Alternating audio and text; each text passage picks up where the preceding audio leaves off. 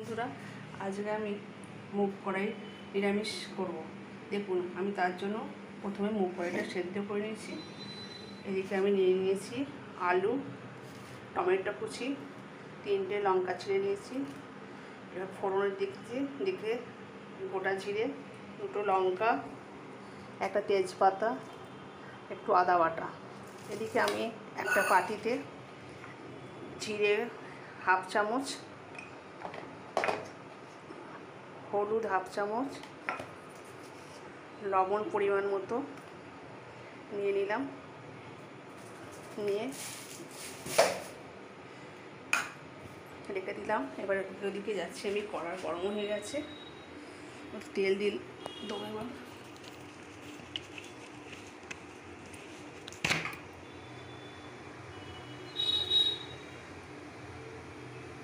তেল লাগে না, বেশি তেল লাগে না।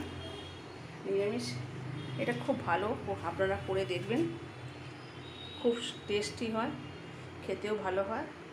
আমরা প্রায় দিনই করে থাকি।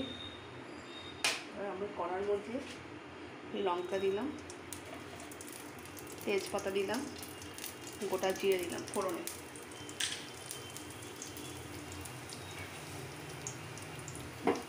একটু নাড়াচাড়া করার পর যখন সেন্ট আসবে তখন বলা যাবে যে ফোড়নটা রেডি হয়ে গেছে।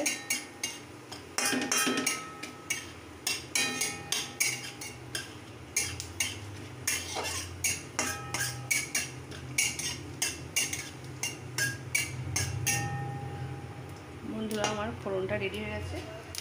ওর মধ্যে কাঁচা লঙ্কা চেরা দিয়ে দিলাম, টমেটো কুচিটা দিয়ে দিলাম,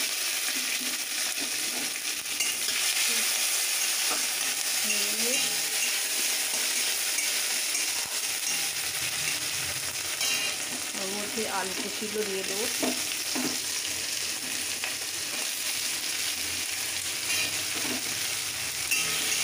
একটু ভাজা ভাজা হলে তার মধ্যে আমি এবার রেডি করা মশলাটা অ্যাড করব।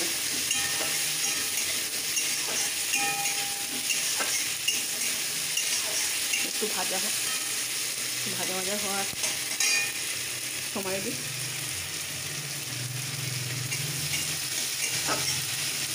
লাল লাল করে যখন আলুটা লাল লাল হয়ে আসবে তখন আমি এর মধ্যে মশলাগুলো অ্যাড করব। মশলা রেডি করা আছে, আলু লাল হয়ে এসছে। এবার এর মধ্যে আমি আদা বাটাটা দিয়ে দিলাম। মশলা রেডি করা আছে, আগে থেকে রেডি করে নিয়েছি। একটু জল অ্যাড করে দিলাম, জল অ্যাড করে দিয়ে এই মশলাটা দিয়ে দিলাম। এখন আমি মুগ কড়াইটা দিয়ে দেবো না, সেদ্ধ হবে। তারপর সেদ্ধ করা মুগ কড়াইটা শেষে 2 মিনিট আগে দিয়ে একটু মিষ্টি দিয়ে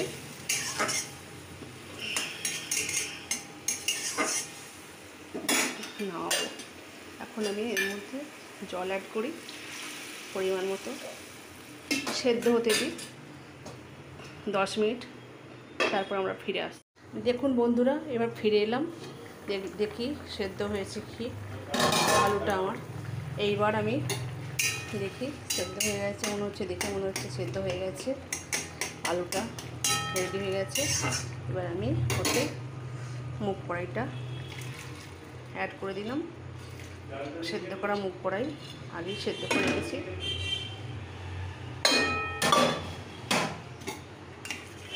দেখুন সেদ্ধ হয়ে গেছে।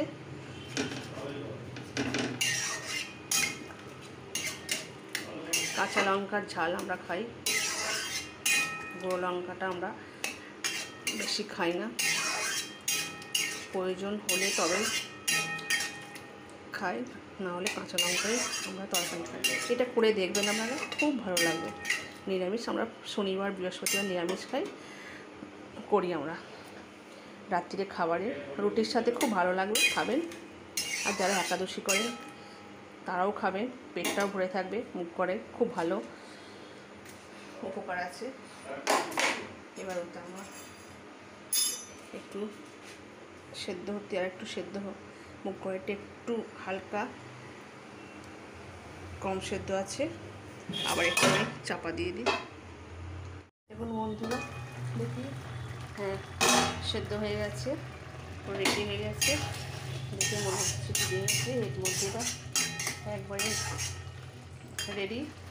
আমি এর মধ্যে বেশি না, হাফ চামচ চিনি অ্যাড করলাম, নাড়িয়ে একটু নাড়াচাড়া করার পর খুব সুন্দর খেতে টেস্ট।